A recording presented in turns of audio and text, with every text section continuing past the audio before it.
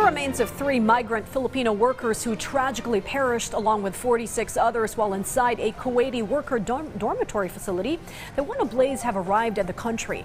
The surviving loved ones or the bereaved have been assured of full assistance by the government, even as the bodies of the deceased are up for transit to their home provinces. A full story from our Sujin Kim.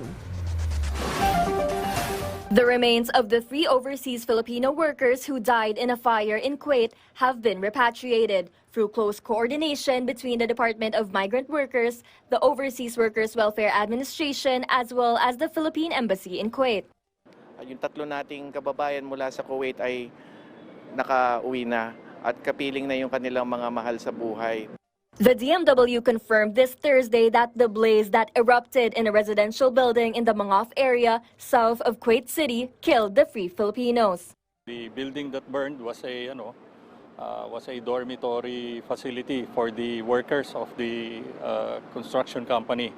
11 OFWs were residing in the affected building, which housed foreign workers of the company. Other than the 3 deceased OFWs, 2 were brought to the hospital in critical condition, but have since shown improvements, while the remaining 6 are safe with no injuries. One of them is already sa ward, nailipat na. Malilipat na siya doon sa new accommodations. A total of 49 people perished in the fire, most of whom were Indian nationals. Many were also injured. The Philippine government immediately attended to the needs of the OFWs and their families, in line with the directive from President Ferdinand R. Marcos Jr. to provide full support to the bereaved. Pinagkaloob sa amin ni Pangulong Marcos ang responsibilidad na alagaan yung pamilya, bigyan ng ganap na tulong sa oras ng kanilang matinding pangangailangan. The government assures continued support to the families.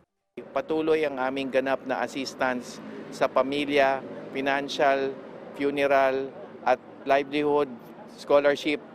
The bodies of the deceased are now being brought back to their respective provinces, 2 in Pangasinan and 1 in Batangas. Sujin Kim from the National TV Network for the New and Better Philippines.